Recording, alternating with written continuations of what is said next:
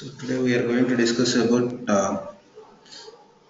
the basic web API with JQuery and then catching in web API or MVC. Okay,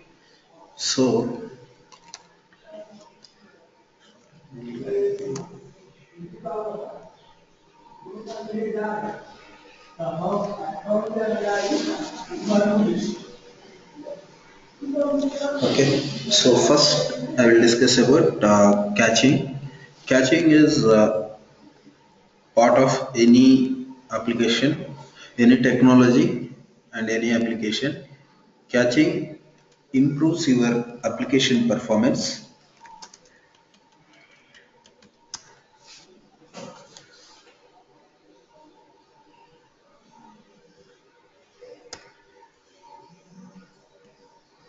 Okay, instead of processing the results every time,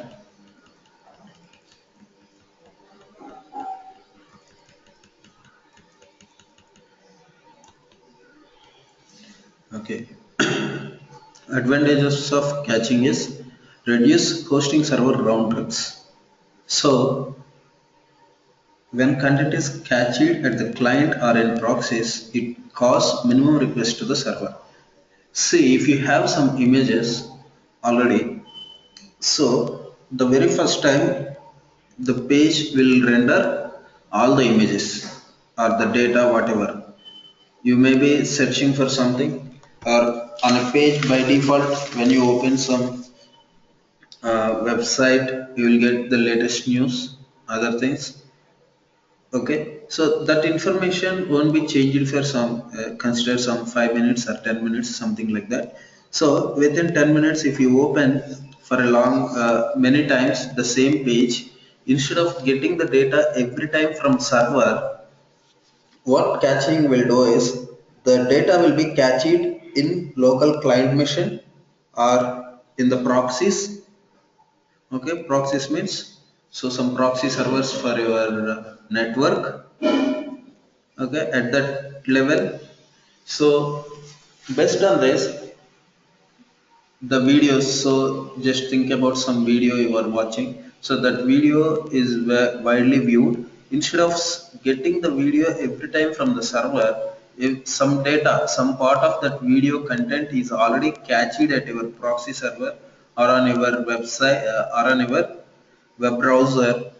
So every time going and getting the data from server, it will get from the local cache. It will improve the performance of the application. Okay, reduce database server round trips. So you search it for a particular criteria. Okay, you are searching some e-commerce application. So many people, they are searching for branded new shoe. Okay, so in that scenario, instead of getting the processed result in that website, you will have many variety of products, but the frequently searched items is branded new shoe. Okay, instead of going and getting the result from the server every time, what it will do is the result of this search term branded new shoe, so the result of this one will be cached at your browser or the at the level of proxy server, or even at your application level you can catch that, so that it will not hit the database and it will not perform the search query to get the product details every time. So the last cached information will be served to you. Okay, so that's where cache is very very important. And reduce network traffic. So when you might have seen in your day-to-day life, so whenever some images, so you uploaded some image to some one of your websites, but your image not yet uploaded, you need to refresh your page by pressing Ctrl F5 or just close your browser and reopen. That time you may be seeing the latest uploaded image. Till then it will show the old image because your browser catches that image. Okay, instead of getting that image every time from the server, what your browser does is it will keep that image in its local memory and it won't go to the server to get the new image. Instead, it will show from its local cache. So that's where we always say clear your browser history, something like that, because it keeps the data inside its local cache. So that's where it reduces the network traffic. Instead of going to the server, it will take the data from its local cache, so it won't take any round trip. That's where the network traffic will be reduced. Avoid time consumption. So instead of going and the branded new issue, in that case, instead of searching the database again, the execution of query, all the time will be, it will take the required time to execute that query again and process the result and get it back to your browser. Instead of that, the recently processed result, if you can keep in cache, the same result will be sent. The execution of query and processing of the result will not, that process will not happen again if you implement caching. And improve performance. Because of all these factors, your application performance will be improved. Okay, key points about caching. Use caching for contents that are accessed frequently. So very frequently, so every time the same data many people are calling, so that time you just use caching for that kind of data. Okay, avoid caching for contents that are unique per user. So if you, the data is only specific to particular user, don't cache that data. Avoid caching for contents that are accessed infrequently or rarely. So rarely accessing data, don't cache it. Use the vary by custom function to cache multiple versions of a page based on customization as aspects of the request, such as cookie, role, theme, browser, and so on. So you can use this vary by custom. Based on your customization function, the caching will happen. And for efficient caching, use 64-bit version of Windows Server and SQL Server. For database caching, make sure your database server has sufficient RAM, otherwise it may be degrade the performance. For caching of dynamic content that change frequently, define a short cache expiration time rather than disabling caching. Okay, these are the key points you should consider while implementing caching in your application. Okay, so now coming to ASP.NET MVC, how we will implement caching. We have output cache filter that we can implement on global level. Okay, there are three levels we can implement. On entire application we can implement, sorry, this is action level we will implement. Okay, output cache filter. So the output cache filter allow you to cache the data that is an output of an action method. By default, this attribute filter cache the data till 60 seconds. After 60 seconds, if a call was made to this action, then MEC will cache the output again. Okay, so this is a simple example. If you put the cache like this, output cache, so this method, whatever time you are accessing, this is a simple example they have given. So even if you want, we can check it here. Okay, so this index is our action method. The returning this method will give you, so accessing this method, what we are returning is date time now dot toString. Okay, means the current time with seconds it will return to you. The cache duration what we have kept is 20 seconds. The very first time, what is the time when we access the page, the time will be same for next 20 seconds. Okay, we will check that. So we have already a page, branch page is there. Okay, let it be there. What we will do,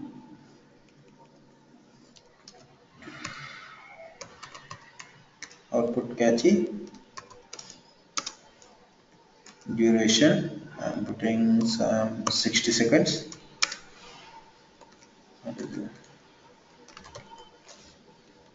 Vary by param. None. So vary by param, why we use is, that is, if the parameters, same parameters for this method, if people sending same parameters, that time you catch the information based on that parameters.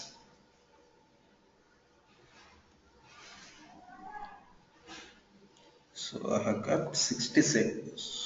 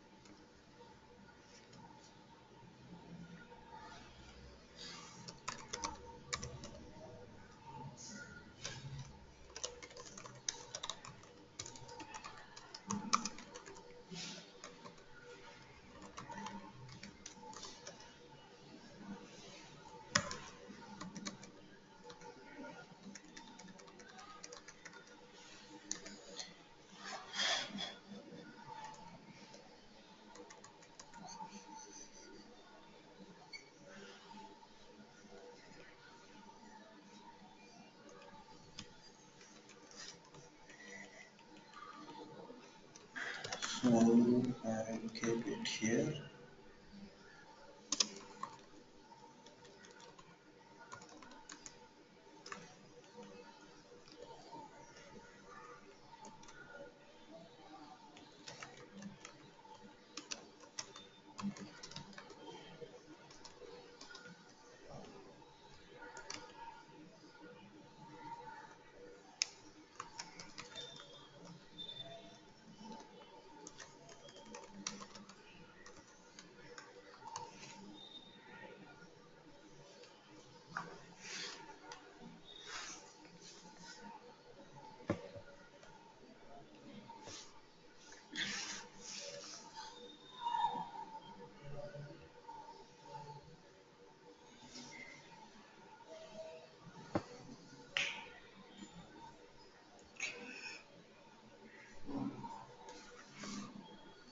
So you can see the time 7:57 and 6 seconds. So I refreshed, the time is still same. So if you see here, my system clock is 27:28 seconds. Okay, it's around 30, but still it is not the same. Okay, so we see, we are refreshing this page. So whether we can hit this index or not, this method. So it is not hitting. So let me rerun this application. So the very first time it will break this method, means we can debug this method at very first time. For next 60 seconds we cannot hit that because that is catchy.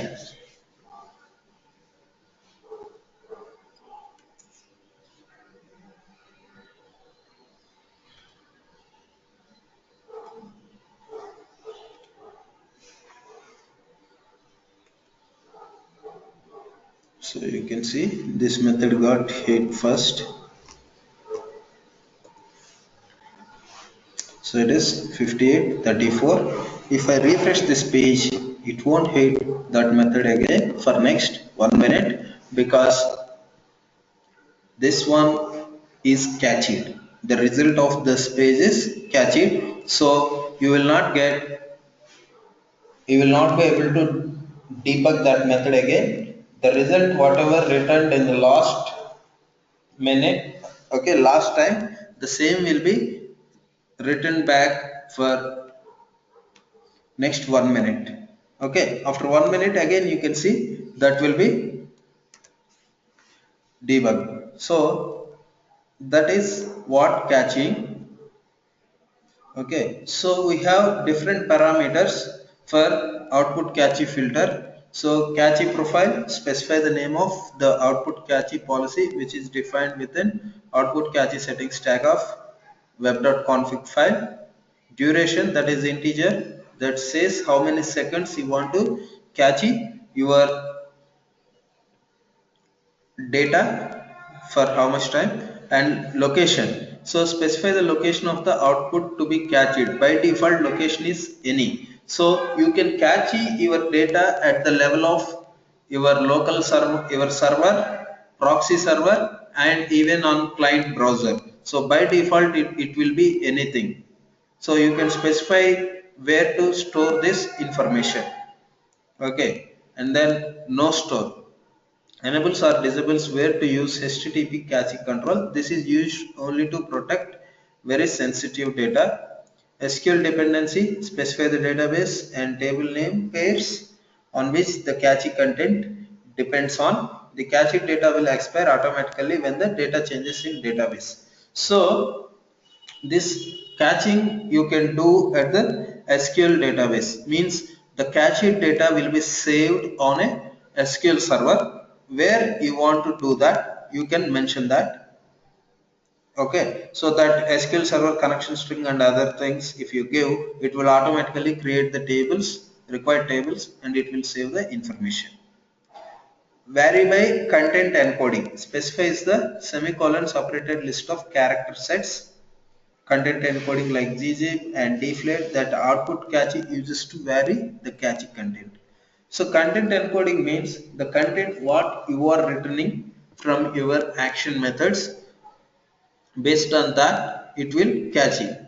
So if you are providing a way to download a large files, okay, very large files on your application, instead of getting that file every time from the server, what you can do is you can provide the content encoding, so that that file will be saved in cache and it will be downloaded from that cache. Vary by custom specify the list of custom strings that the output cache uses to vary the cache content.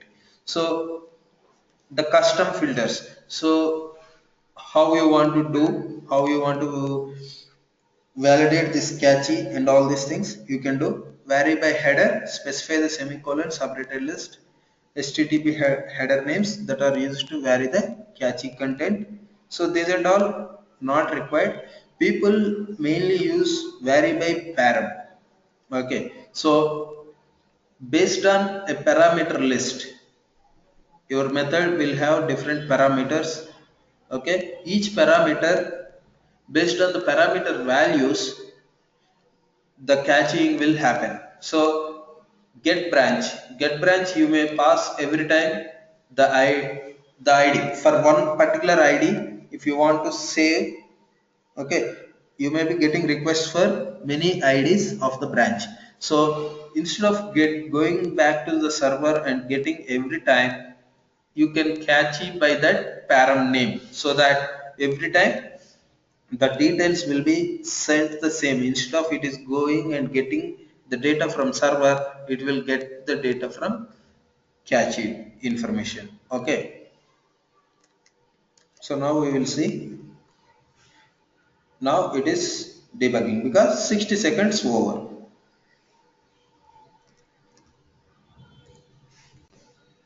Okay, so vary by param we will see.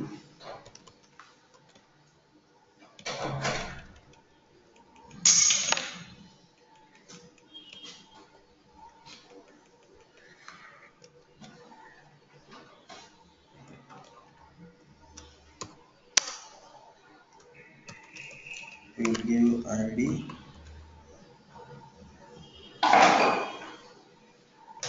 and we will see.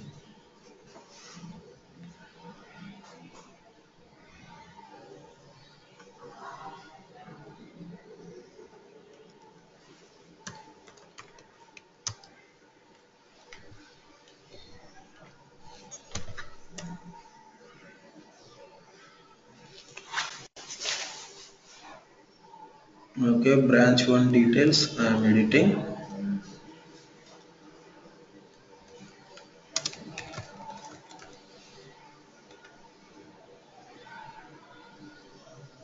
So this got updated.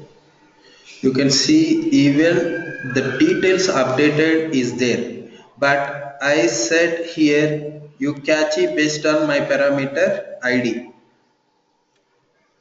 Okay, so id I mentioned the parameter for this branch is int id, and I have given 60 seconds as duration for my application. So that's why even though I pass the id is same. The very first time what it got is branch one details. So the very next time when I click on edit, it it's giving the old result only, not the latest one. Okay, so even if I do changed, so here it is updating, but while edit, okay, maybe 1 minute over, changed, updated, still it is returning changed only because the data, it is storing the information for 1 minute. So this is very useful when the frequently accessed data, the process. So you may give some search terms instead of searching that keyword every time on your server and process the result. It will give you directly the output result. So this is very useful, this catching on terms of very huge applications. Instead of hitting every time your SQL server or wherever the data is and processing, it will reduce all those time and it will give you directly the processed result. Okay, that's where the catching is very important. So this is output catching. We use output catching, and this made very easy. Earlier ASP.NET also we have catching, but this is not that time. ASP.NET catching is not that much advanced. You have to keep everything manually, but here you have many options, like you can save the cache based on the parameters or the files encoding, what kind of files you are downloading. Okay, you are generating a PDF based on some result. Okay, monthly report you are getting. So monthly sales report you are getting for your site, some website. So instead of running the report every time, what you do is you will generate that PDF file and you will keep somewhere. Whenever you get the same result, what you do is same parameters for that method, you will implement this cache and you will get that result, and you will latestly generate the PDF and you will deliver to the customer. So that's where cache is very important. Any doubts on this? So basically we use vary by param the most. The files and other things, anyway your browser or other things will take care, because you will give directly URL. You will not process from your application side. So that will be taken care by your browsers or proxies. So there is no problem with that. So this parameter catching is very important. Okay, any doubts on this? Okay, thank you. Okay guys, last time we saw this swagger, right? Swagger like this. So what I will do is I'm going to create one more web API project to explain how to consume web API from our application. Okay,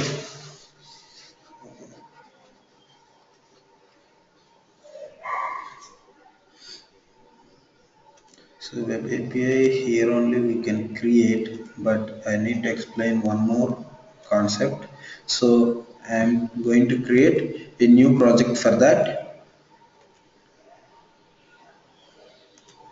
Two Visual Studios just to explain the web API consuming in a different application. Okay.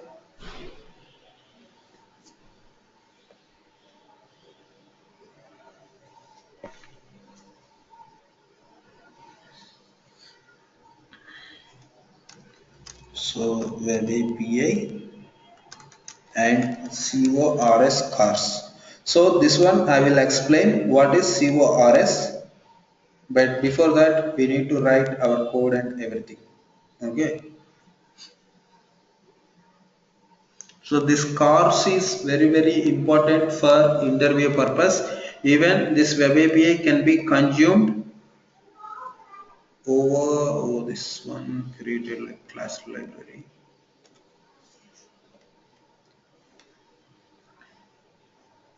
So this cars is very important to consume your web API from different applications.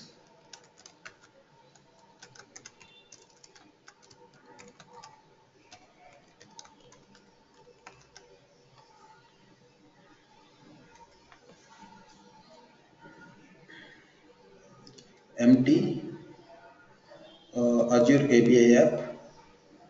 Okay, I'm taking that to get the swagger. Okay,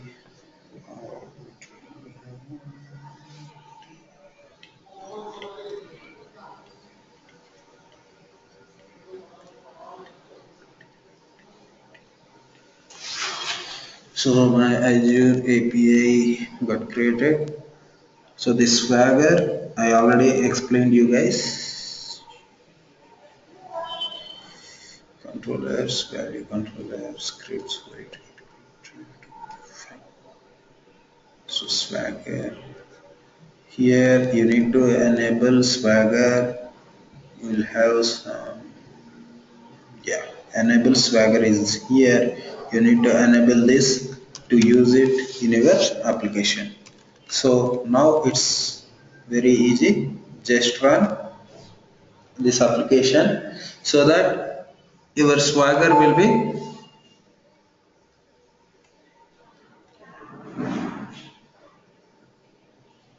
Swagger is nothing but to see what are the available web API services on your application. Okay.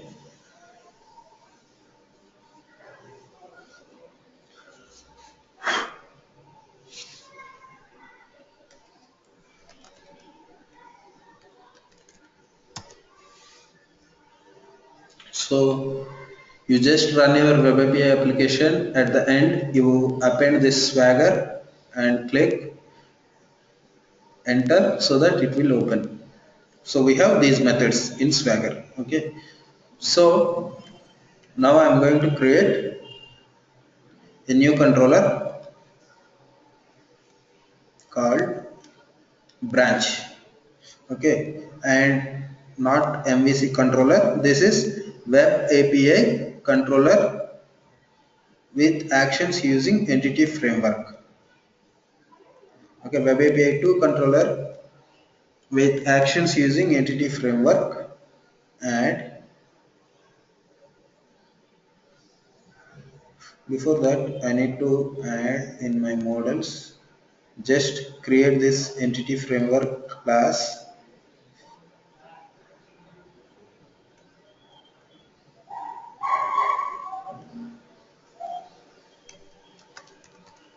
schooldb entities. Okay, so I'm going to add next new connection. I will take local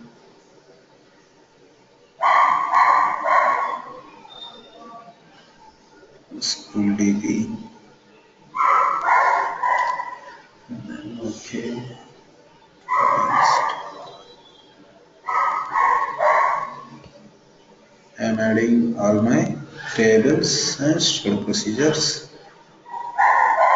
Finish. So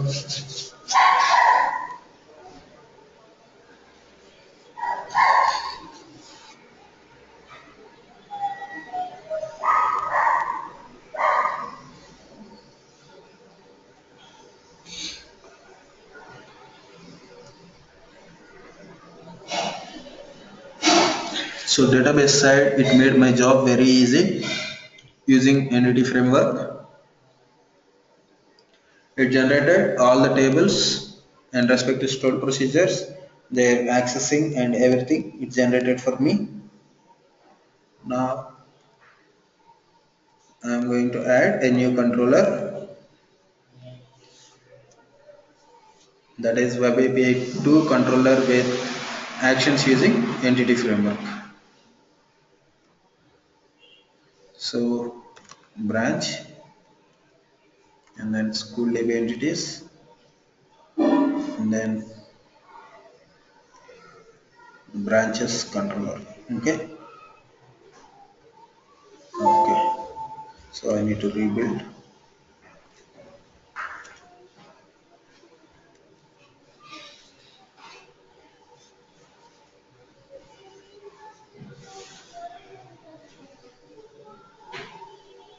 So rebuild the solution.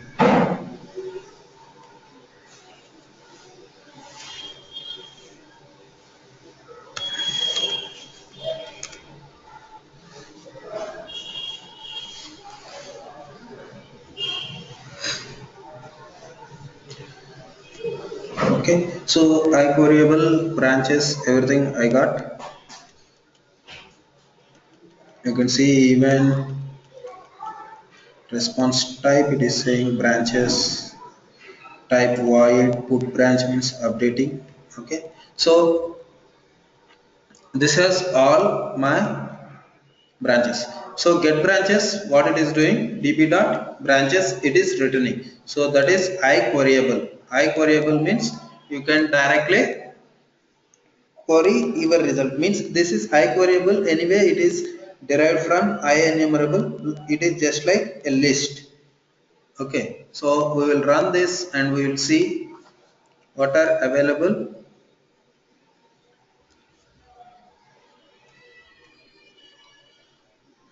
Services implemented by our controller and Swagger.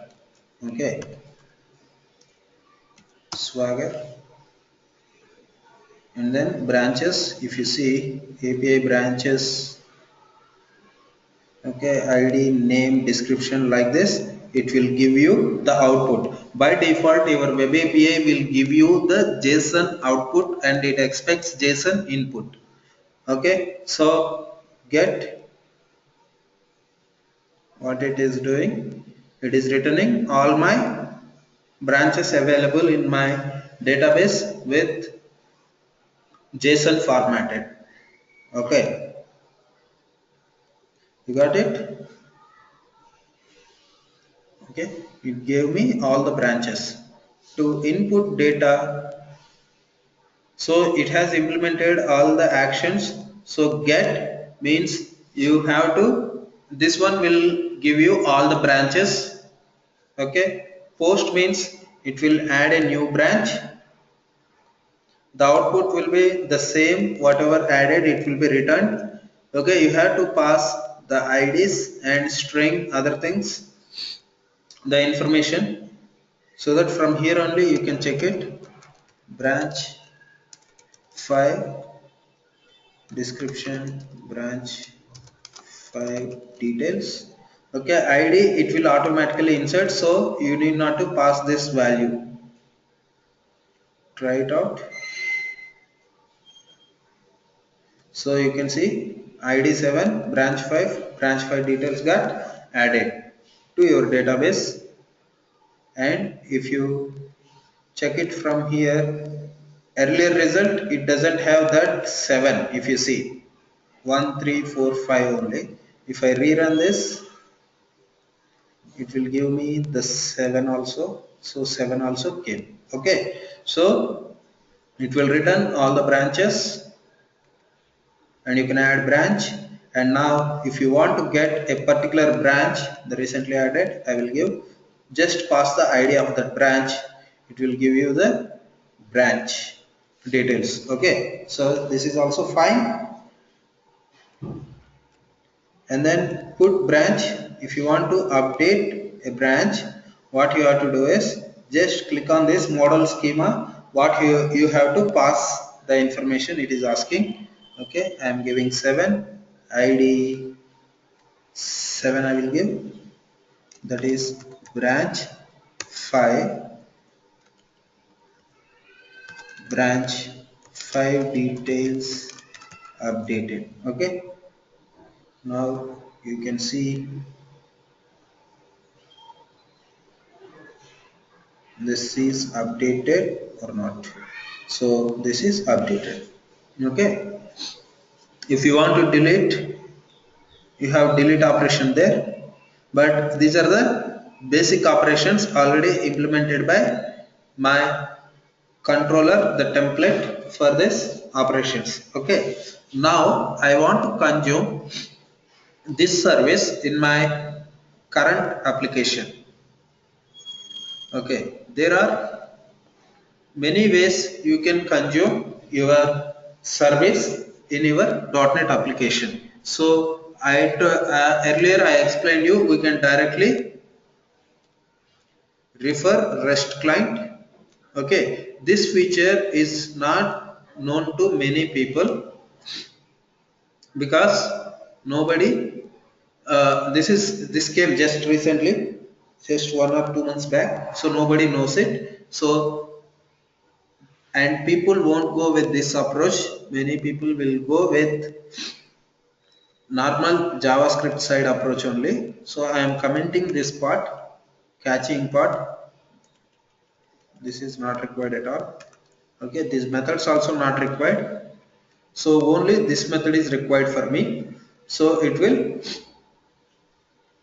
give me this URL. Okay, so what I am doing is URL action I am keeping now, right, for all my actions. So for now what I am going to do is I will replace all this with my web API URL. Okay, so you can see the URL API by branches.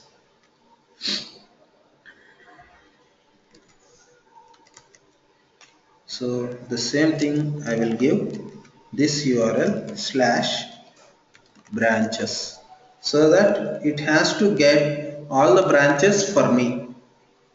Okay, just run this and see what will happen.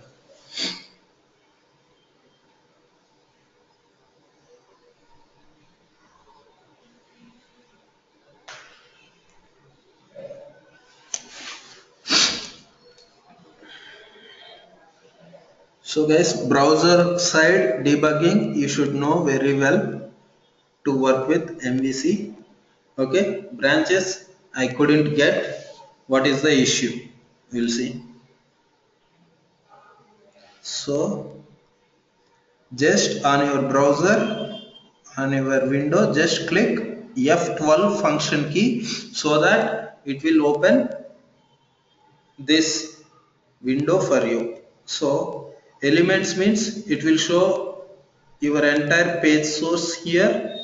Console means just like console window. Okay, and then source means what are the files. From here you can debug. Okay, source, inside this what are the files, left side panel it will show what are the files loaded to the browser. So which file you want to debug, debugging JavaScript only you can debug, client side. Okay, and then network means what are the requests going to the server. Okay, what are Ajax calls or crash browser requests are happening, crash application requests are happening, means whatever network communication is happening on your application, all those things will be listed here. Just refresh the page, you can see these many pages are getting called means not from your website, from other websites or same website, whatever requests are being sent to the server from this application, they are listed here. This is network. Remaining all not required. So elements, console, source, network. These are important. So here branches didn't get loaded. Why? Come to console. Here it says XML HTTP request cannot load for API branches. Okay, just click on it. But here it is coming. The details are coming here, but when I try to load the details from this application, it says no access control allow origin. Header is present on the requested resource origin. This is where the application is. Okay, therefore not allow access means the applications in terms of security. So your web API, once you publish to a public server, it is accessible by anybody. Okay, they can directly browse. See, if I click on this, it gave me result directly. Okay, all the branch details. But from the application side directly without, so this one we call it as domain or host. So apart from this same host where it deployed, so if you deploy your services on somewhere, so webapi.com, so you can access your services only at webapi.com. So if you want to consume the services from webapiconsumer.com, it won't allow you. Okay, it won't allow you to access the services cross websites, means from the other websites you cannot access the services directly. You need permissions to access those web services. So in terms of security purpose, they are not allowing you to access these services. Okay, so you need to enable the services. So what and all websites can access my services, that's what you need to tell to your service. Okay, so this is my website, so this can access my services. So that's what you need to tell to your web API application. So what we do is, so this feature also many people they doesn't know this feature. Okay, basically you can implement your web API in two ways. One is completely web API as a separate project, so same way now I created. The other way is you can create your web API from this application itself. Inside this application only it will give you add controller.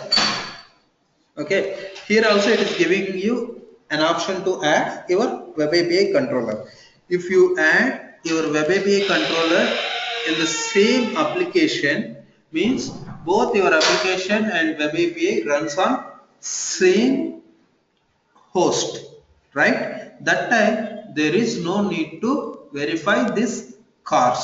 Cars means cross object resource sharing. Cross object means this object exists on a different website and you are asking for that resource sharing. So this is not allowed by default, you need to enable it. So this object is not a cross website. Okay, cross origin, both are running from the same origin. Okay, your both the applications are running from same origin, web application and ASP.NET MVC.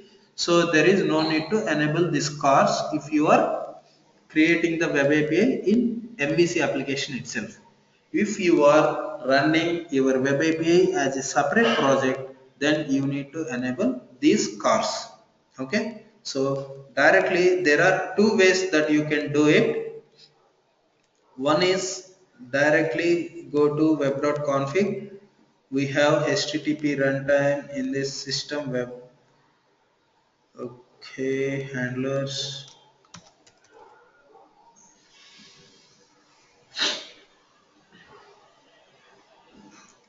Okay, just a second, I will give you.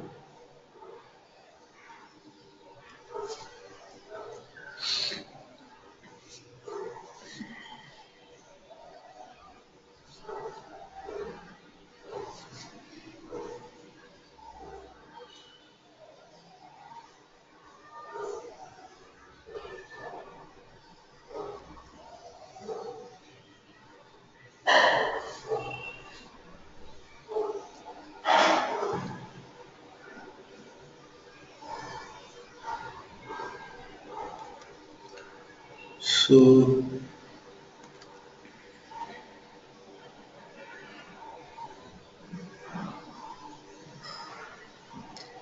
so in system web server HTTP protocol, so you need to copy all these things, okay, and just paste in your thing, okay. Allow acts, allow control, allow origin, you are giving star. So this star at the rate and slash we call as wild characters, okay. So star means it allows everything, okay. Allow credentials, so to access your service you need credentials, you are telling. So as of now we don't need.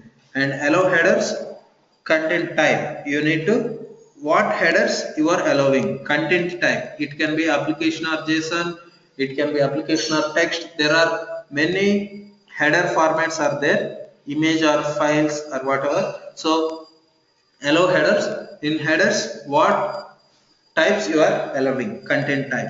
And allow methods, what methods you are allowing for your application. So I am allowing all this kind of HTTP methods.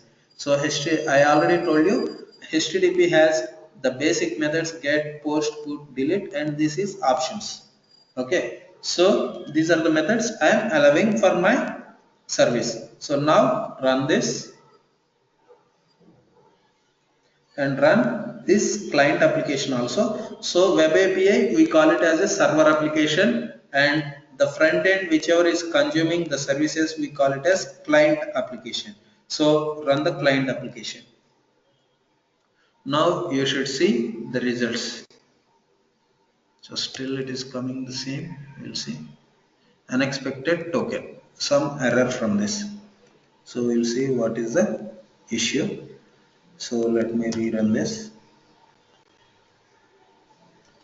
Okay, API branches. So response it came. Okay, response it returned, but from processing side, some little mistake might be there. We need to see that. So that is directly coming as an object. So I don't need to parse to JSON. Okay, directly I can give that JSON. Let me see now.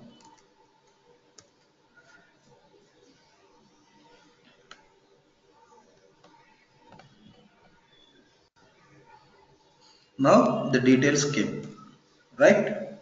So I am consuming this from my web API service. Okay, in MVC to return the data, those are also access web API methods only. But the problem is by default they won't send the data. You need to convert that to JSON string, then only you can access that data. But here it is directly sending the object, and that object you are able to consume in your application.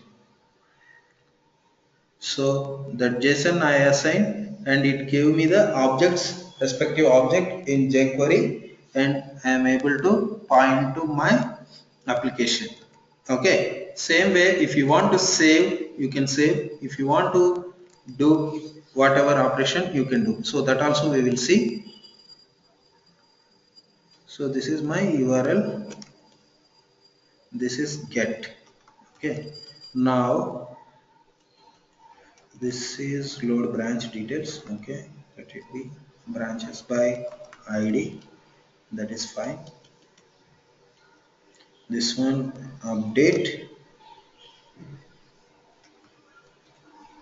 branches. This one I will modify as put operation.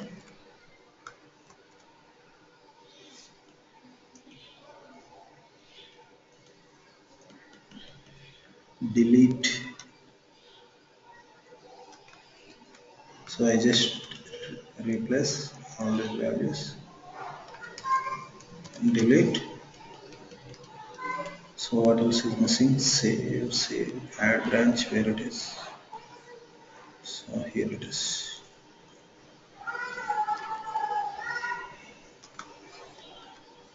So branches by post.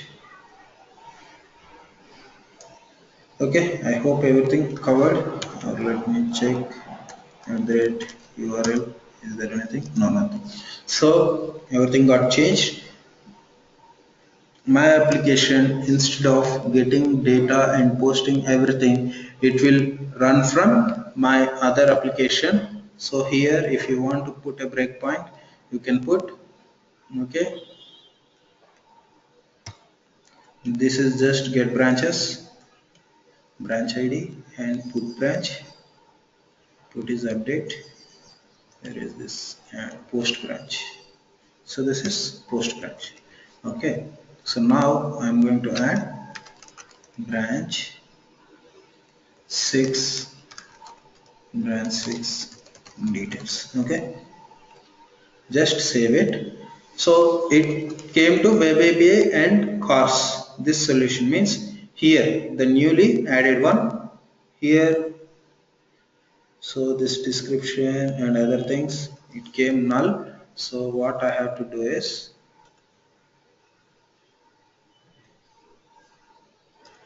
I need to set.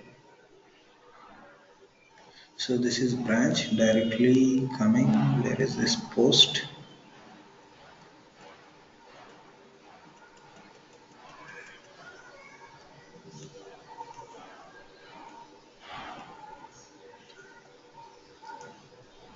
Instead of this, let me directly post this and see what will happen. So JSON, the syntactical errors only you will get normally. Otherwise, there won't be any problem. Okay.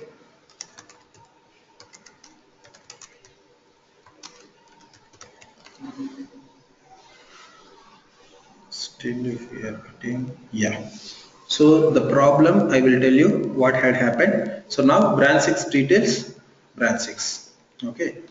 So it got added, and now you can see branch 6 details added, but it might be some error.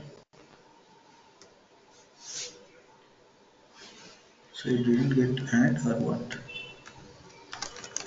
Branch 6 and branch 6 details. Let me check. It came all the results. Okay. Oh, model state is valid false. Why? Expanding the results view enumerator. Branch ID we are sending.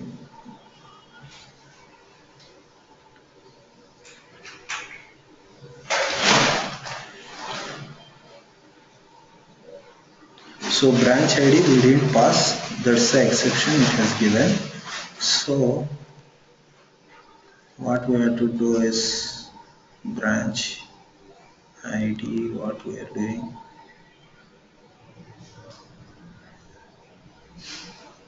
Yeah, branch ID we are sending some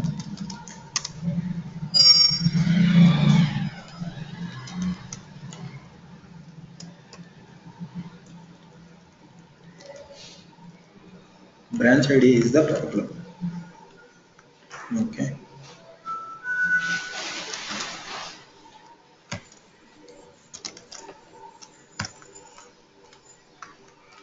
So while sending to this one,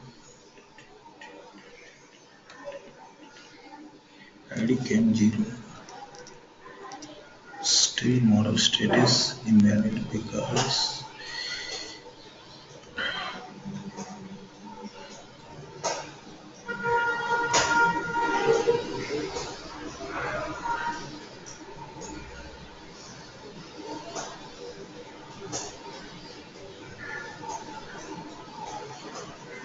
So value is required.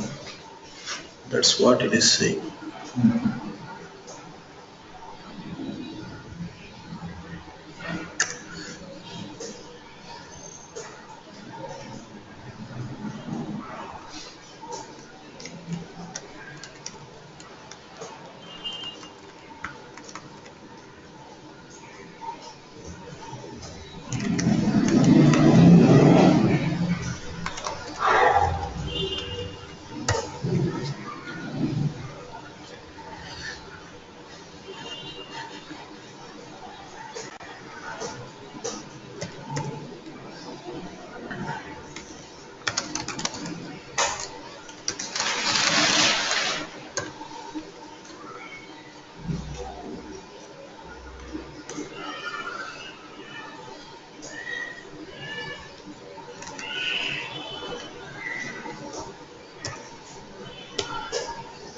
So here some error came. What is that?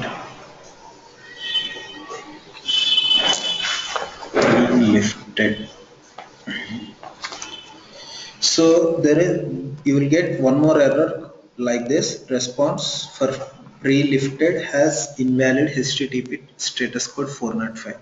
This is because your more modern browsers, they will check whether the service exists on the server or not. Okay. For that, what they do is they will send a request, some kind of request called options. Okay, if you see headers, options method is not allowed. So for that, what you need to do is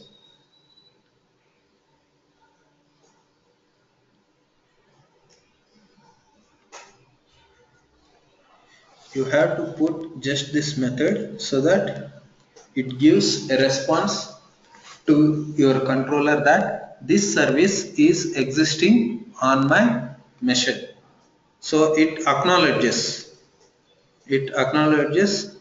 the client request, and it will give you the option. Okay, so let's put this and retry. So that happens with other browsers also. So better to keep that message ready. Okay, so branch 6, branch 6. So this one is giving method not allowed.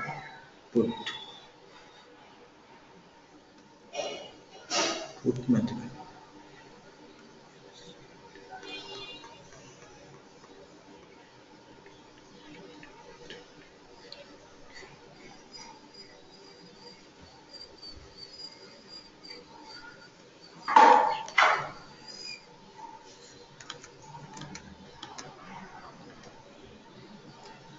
Okay,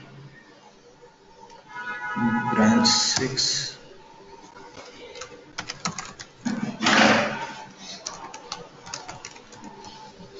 Branch 6.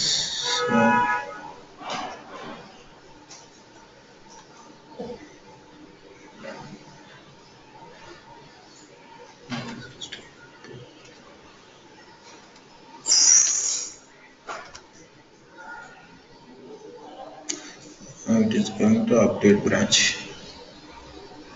id equal to blank.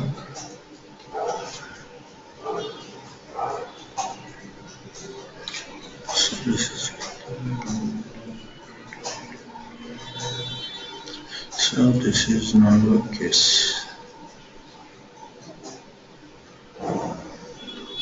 So what to do?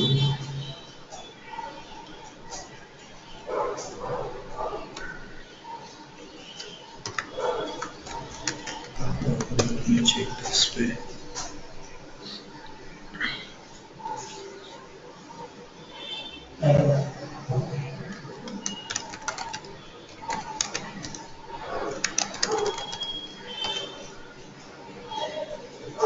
So now it came, branch is 0.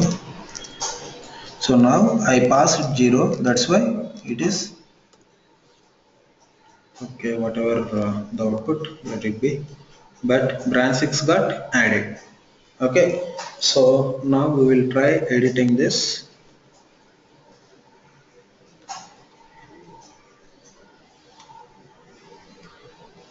So edit also some problem, unexpected token. So the result we need to, maybe we are getting the result, we need to check that result what it is coming. Okay, just clear it.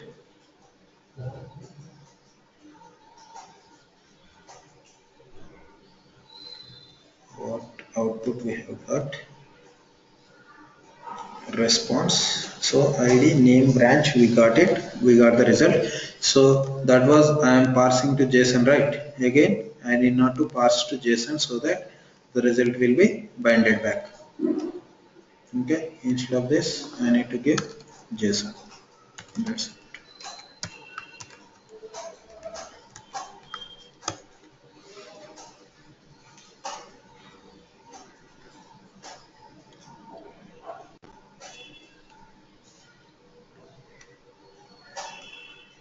Okay, branch details updated. Now I am removing this.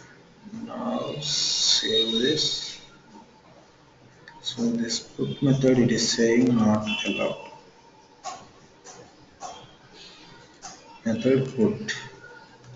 So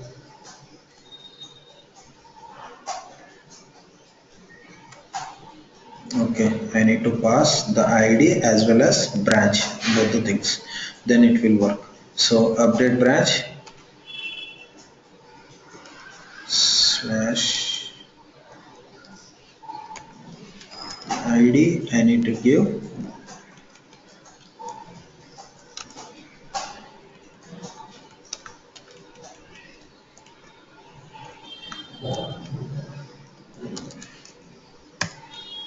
and branch is branch. Okay, so how I am passing is ID, the parameter whatever is there on my this one, on my method ID, and branch whatever the parameter, and their respective values I am passing from here. Okay, that's how I need to pass.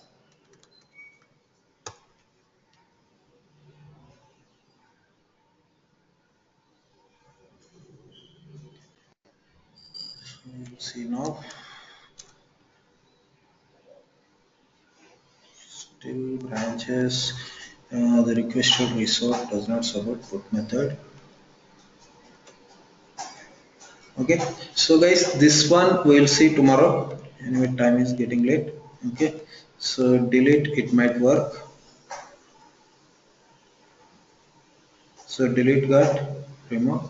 Okay, so only put method, instead of put method you can post, same way how we did in our MVC application. Instead of put operation you can post the branch details. If here only the same method you can call, if this branch has ID value greater than 0, what you have to do is you update that branch, otherwise you can remove that, you can add that branch. So that is fine instead of using put method. So normally people don't use this put method, they will post the information. Okay, but still I will explain you tomorrow. Okay, so today we saw how to enable this cars entire application level. Okay, this is entire application level, but we have a framework already, some DLL is there, so we can allow these cars controller level and action level. Two options are there, so that thing we will see tomorrow. Okay, with that we will close our course class. Any doubts? Are you guys are clear?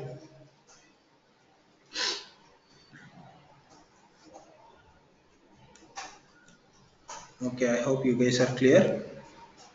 Okay, see you tomorrow, so that we'll close our course. Okay, thank you guys. Good night.